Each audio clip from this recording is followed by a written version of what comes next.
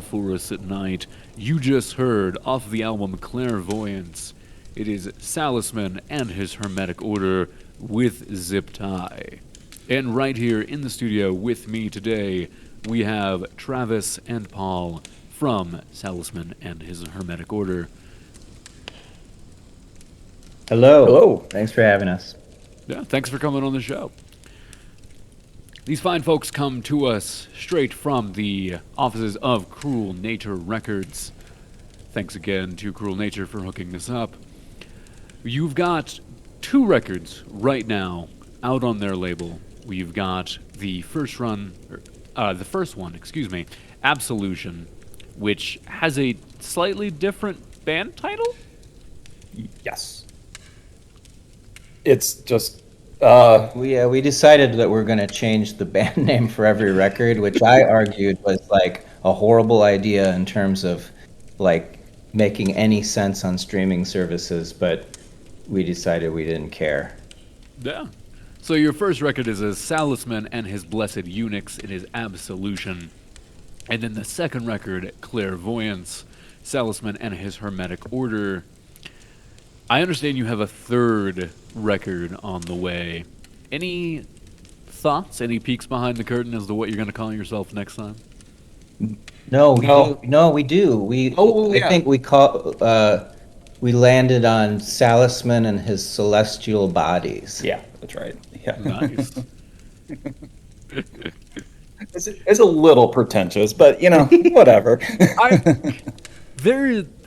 You could argue that there's one of those like sex cult undertones for every three of these. So you could go highbrow or you could go low. There's two directions you could take them. Yeah. It's very occult influenced, even though we're not anything like that personally, but just the aesthetics of it. And I like the idea that there is an individual named Salisman who is like gathering disciples and failing miserably, and they all leave, and then he manages to gather a new group of disciples each time, so he changes the name. Just rotating cavalcades of bitches hanging around the Yeah. Salisman harem. And Salisman is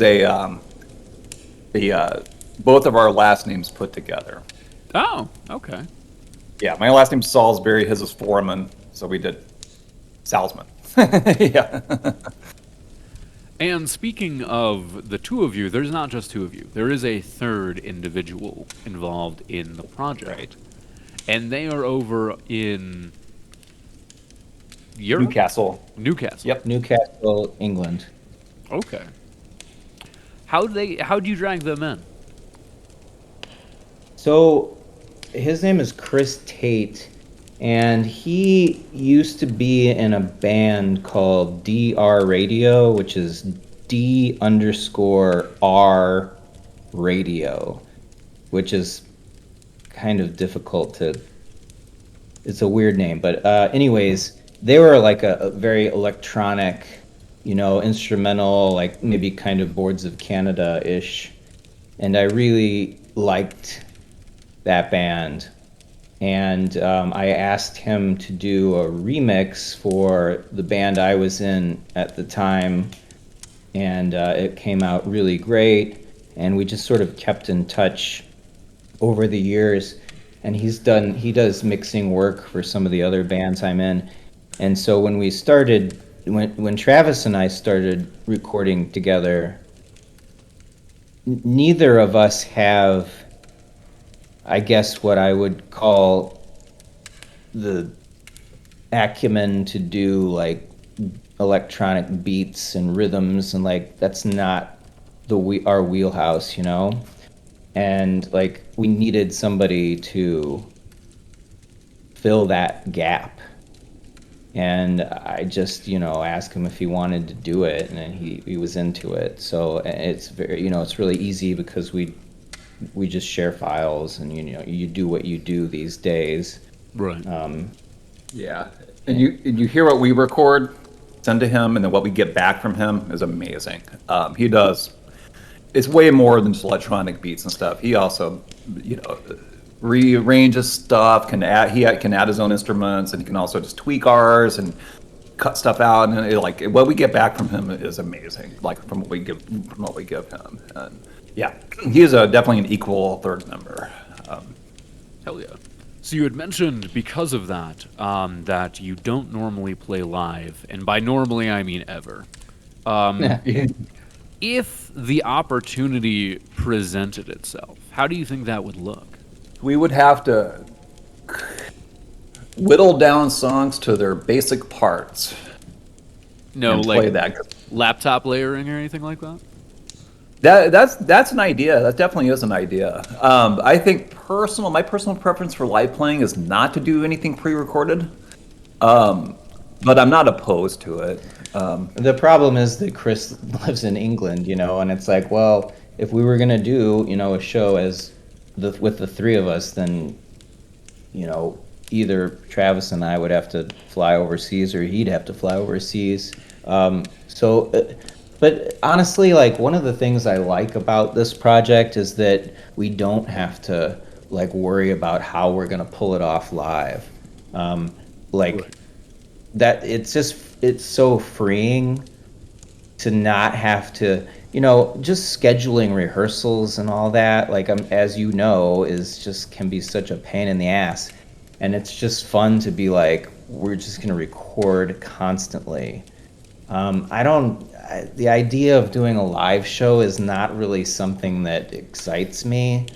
I like to do live gigs, but I'm in another band that plays live, and Travis is in another band that plays live, so we have outlets for that. So I think we're all pretty happy with having it just be a studio project. Oh yeah. So let's talk album art. You've maintained the same photographer so far, despite the band name changes. You have the same photographer, a gentleman by the name of Gabriel McCurdy, who I have his work pulled up. It's utterly striking photographic work. Is there a process you work through for working with him to get art out of him? Or is it more of a collaborative thing? Do you just pick something that he's taken and say, oh, this is perfect, this will work? How does that normally come about? I pretty much just go on his website or his Instagram page and start flipping through all of his images until I find something that I like and that I think would fit with the record we've finished. I'm not super tight with Gabe. We don't keep in touch or text or anything. If I happened to be in Nashville, we would hang out, I'm sure. And I have hung out with, last time I was in Nashville, I hung out with him. That was a long time ago. But, so we don't collaborate, and I don't text him and be like, hey man, we need something with a horse on it. But so that, yeah, I basically just look through his work and see what's there. And, he's always been cool about, letting us effectively license whatever photo we want to use. Do the photos you pick have any kind of internal mythos to them? I know you're changing the cast and crew in the title, but Salisman remains the same. Does it tell any kind of story about Mr. Salisman? The artwork? Yeah. I think the art has a desolation to it. Sort of have not an apocalyptic feel, but sort of a desolate feel. And I think that is a reflection on the music. The first album, that actually, it's sort of a reference to one of the songs on the album. Of a truck driver who drops his trailer off and goes down to Mexico. Yes, exactly. Yeah. I wasn't even sure if we'd never talked about that. I wasn't. Maybe we did talk about it. We did talk about it, yeah. But yeah, the image of the trailer with the logs on it, I really liked, because there's a song on the first album called "Who's the Immigrant Now," which is about a truck driver who maybe loses his shit or whatever, and just I'm out, I'm done, and he drives to Mexico, and it just fit like perfectly with that particular song. But like Travis said it also has like a desolate vibe to it with this large trailer, that's just seemingly been abandoned. I just think it works aesthetically and it works with that particular song, and I really like the image. It's like a very well taken photograph. Yeah. And then the second cover, a lot of bright colors. It looks like a nice sunny day in California, but it's this old abandoned pool with just a chair sitting there. Just like it just says something about just, the world. And I don't know. And our music sort of reflects that same thing. Even, not necessarily lyrically, but just I think the music itself sort of speaks to that sort of aesthetic and that feeling you get from the image. I sort of imagine that this is one of the moments where his followers have decided that they're not interested anymore. They're going to abandon him, and he wakes up in the morning. They're gonna hop and on he, a truck. They're gonna go to Mexico. Wakes up in the morning, his pool is drained, his furniture is broken. Like, yeah. Those logs have been sitting. keyed. He's sitting by the side of the empty pool, like drinking tequila, being like, "God damn it! Now what do I do next?" Have you ever heard of? Hang on, let me Google it real quick. No, take your time. Oh yeah. This guy George Gurdjieff. He was like a Russian. Spiritual kind of like I researched him a little bit a few years ago, and he's kind of like a cult leader guy. Gurdjieff is spelled Gurdjieff. Right. So he was alive. Let's see.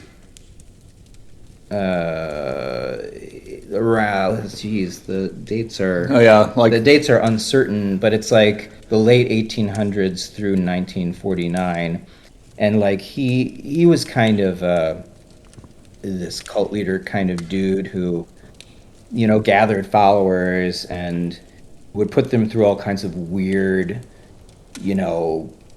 ritualistic awakening your conscious kind of endeavors, and I haven't looked him up in a while, and I'm kind of intrigued again by the Wikipedia page, but he's been just the idea of this guy and like the weird stuff that made his followers do, and he very much had like followers, was influential to me.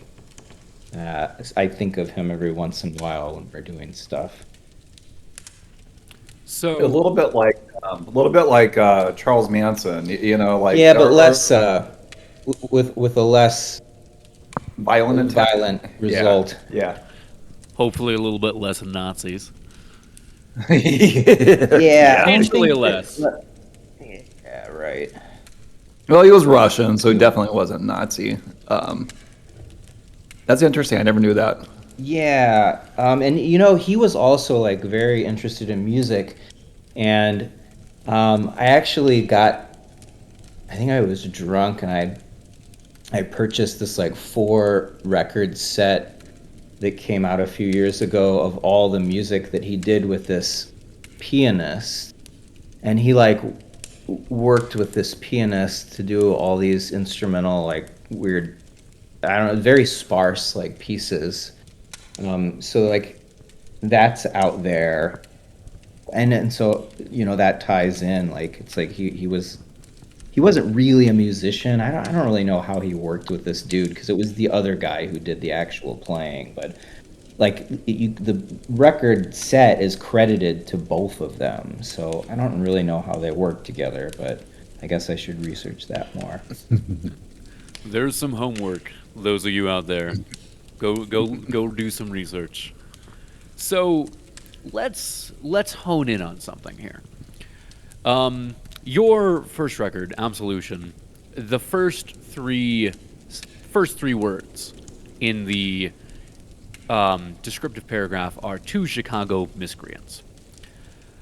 Your album art depicts scenes of isolation, and as someone from St. Louis originally, just a hop, skip, and a jump from Chicago, there is definitely that Midwestern malaise, that knowledge that at one point all these things were built up. Like we malls are a great example of that. We have so many malls in our, region of origin that at one point were vibrant, thriving centers of commerce and community, and now we're just sitting barren.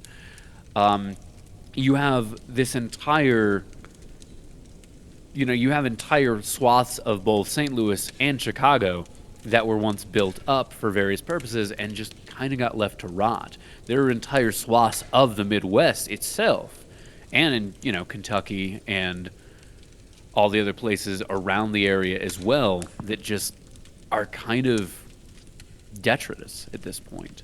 Does that aesthetic choice, because I'm definitely seeing it in the art choice, I can definitely hear a bit of it in the music. How deep does that go, if at all? I think a little bit, at least for me. I grew up in Oklahoma, Oklahoma City, and it's a weird place because it doesn't quite have that abandoned, an industrial power center that's just been, due to capitalism and, the shift from, manufacturing within the country, shift over to other countries and stuff like that. It didn't quite have that because it's an oil state. And so it is, for me, there is a little bit of that, just like coming from that and moving to Chicago, 15 years ago, coming to a vibrant city, versus one that's just kind of stood up on this limited resource. That's, and Oklahoma is going to eventually be a place that's just desolate. So because, fossil fuels are going to be gone, but it is for me. I don't really quite know how to frame and make it. I don't have a whole stabilized theory on it or anything, but definitely that does come to play for me a little bit. And I've always tended toward music that was expressive in that way, minor keys and darker sort of tones and a lot of reverb and delay, and just to me that kind of reflects that sort of attitude. I don't know a more eloquent way to say it, but yeah, it's pretty deep, I think. And you're from Indiana, so you've seen it. Yeah. Well, I think that there was a time, and I don't know if it's still a thing, but there was an area near where I grew up. I grew up in Valparaiso, Indiana, and there is an area called a town called Merrillville, and at one point it was supposedly the largest strip mall in the country or something. I mean, it stretches on forever, and it's at the time I didn't really think anything of it, but now when I look back, I'm like, oh, this is deeply depressing. I have a fairly visceral reaction now to the concept of the strip mall. Yeah. Where it's because we don't have that much in Chicago, some here and there, but I very much appreciate the fact that we don't have that here much, and I don't have to look at it. Right. So, in that, let's expand upon that further. Both of you came from, Indiana, right next door to my home state of Missouri. Missouri is the buckle of the Bible Belt, for Christ's sake. You're from Oklahoma City, which has a real nasty habit as of late of having politicians trying to use religion as an excuse to strip away people's rights and do all sorts of terrible things. Does that subconsciously influence the topics of, the songs at all? I mean, I'm assuming there's some kind of, America's little fun history with cults and religious extremism is an entire goddamned series of recordings in and of itself. we were actually talking earlier about, the multiple CD set of literal recordings by a cult leader that, to some degree, kind of inspired the band itself. But does it go deeper than that? Is there more past that? Do you have any personal experience with these types of... I do. Growing up, my parents sent me to Christian schools. Solidarity. Yeah. Yeah. And and it's like the more I learned about the Bible and Christianity, the more I disliked it. And, but then I saw all the people around me like just embraced it and just were indoctrinated into it. It's like it wasn't, they just sort of accepted these weird concepts. And like, it's always just such a weird concept to me that, there's this dude in the sky that controls everything, but yet he lets bad things happen. It just always struck me as just a weird thing to believe in. And yeah, that comes to play. That's come to play a lot in my life. And I think it reflects in all the art I do. Not necessarily like with intention, but it just kind of comes through naturally. So I think that plays into, that's why I can appreciate the aesthetic direction we're going in with this like kind of occult thing, because it's like an alternative to that black and white view of things. And like, we're kind of like more interested in like, things aren't black and white. They can be, you can just kind of make up whatever you want and people will follow it. And sort of a reflection on that, I think. Yeah. And there's eventually always going to be that time where you'll have people that realize that it's bullshit and they leave. Like the eunuchs and the Hermetic order. Yeah, I mean, your parents are really they're very conservative. Yeah, they're conservative and they're religious, but I don't know if it's appropriate to talk about this. I do kind of feel like my dad sort of... Something happened, I think, where he kind of was like... I don't know if he would cop to that, but like, I got that vibe, not maybe a few years ago, that he was like, I don't know what happened. I should ask him.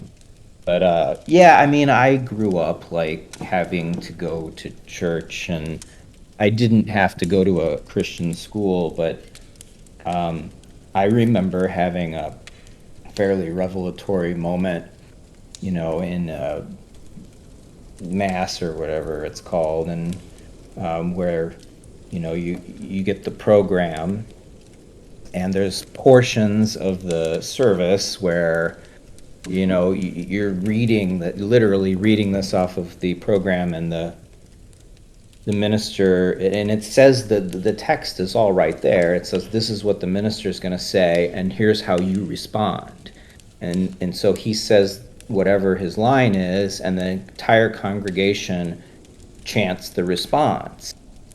And I remember being like, this is fucked up. Like, you arrive at the church, you receive the program, and in the words, like, here's what you say. Like, I'm out. Fuck it. Like, I don't like this. Like, it's not cool. I don't know how old I was, but I remember being like, I don't like this. I had a same sort of moment in one of the, like, we had a Bible, we had to do like a Bible class every day.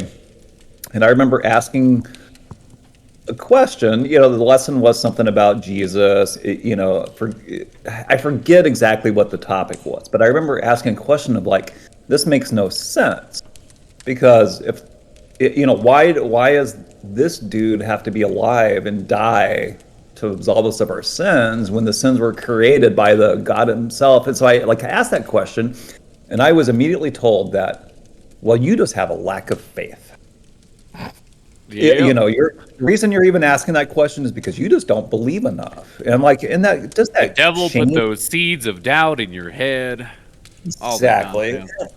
Yeah, and that was some very similar moments. Like, this is just bullshit, And so from that point on, I just like, okay, I'm gonna go read about Buddhism now. So we have Because these. it seems big. Yeah. Go ahead. No, I'm done. Okay. So I didn't mean to cut you off there. No problem. This is actually another reason why we do recordings, because I go in edit stutterings, and if like noises happen in the background, I can remove those. It's great. So, but yeah, so we have these underlying themes of Yes. Losing one's religion. We have these underlying themes of walking away, of being slightly out of place. What other underlying themes do we have? We've already got death and religion. I mean, is there any sex so we can make the holy trinity? I want to look at the songs for the second record. Let's see. Here it is. I mean, in fairness, most of my journey of sexual self-discovery can be basically summed up by the title of track 7. So there's that free space right there. Yeah. Geez, another trauma. Yeah. Well, I was just looking at. I mean, honestly, like, there's elements of escapism for sure, and just general disillusionment with the world we live in, and to be honest, a lot of times when I write lyrics, I'm trying to match the mood of the song, and I'm not necessarily thinking of a specific topic, and it kind of like the topic kind of evolves after I start writing. I mean, the way that I just described the lyrical elements of the songs sounds really heavy, but like if you listen to, for example, the song on the first album called Tsubami and Tony, I mean, that's a song about baseball. So, it's still kind of dark, but that's a song about a specific baseball player that for some reason I researched, and I don't even remember what his full name is. But like, he started, he played in Japan for a while, and then he was signed, I guess, by the Cubs. And I sort of made up this story. Sorry about that. The dings. We're going to address that issue. Mm-hmm. And so I just made up the story about how he like fell in love with this woman who was the mascot of the team, that wore the whatever the outfit was, and then he moves from Japan to Chicago, and like things fall apart or whatever. But I guess my point is like there's a broad swath, so to speak, of like topics if you are so inclined to delve into them. I highly do encourage my listeners to go ahead and delve into them.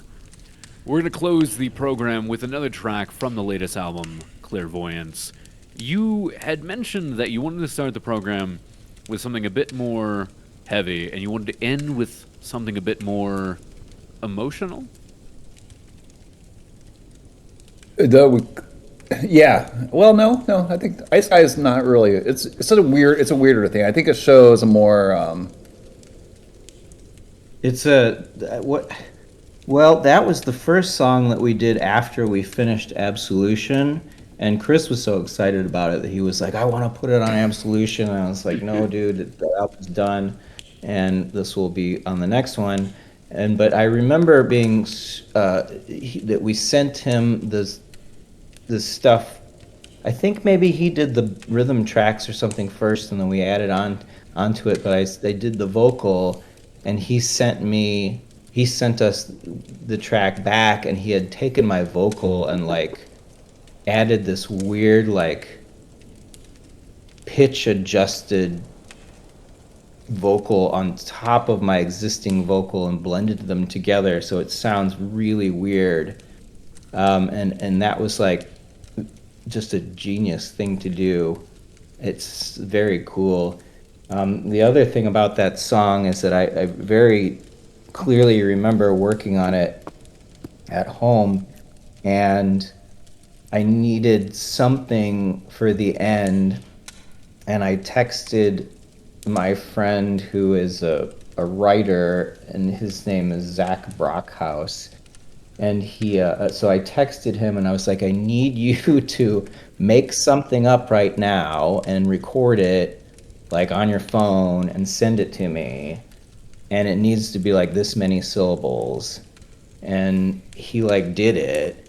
And like instead of like taking it as a file or whatever and trying to make it sound pristine, I just held my phone up to the microphone and let it, tracked it that way so that it has this, sort of distant telephone kind of effect, which I thought worked really well. So that I Sky is like a very weird song. I think it's one of our weirdest songs. Yeah. Hell yeah. So, that about does it for us. Travis and Paul, thank you so much for coming on the show. Thank you so much. Yeah, thanks for having us. Thanks for coming on.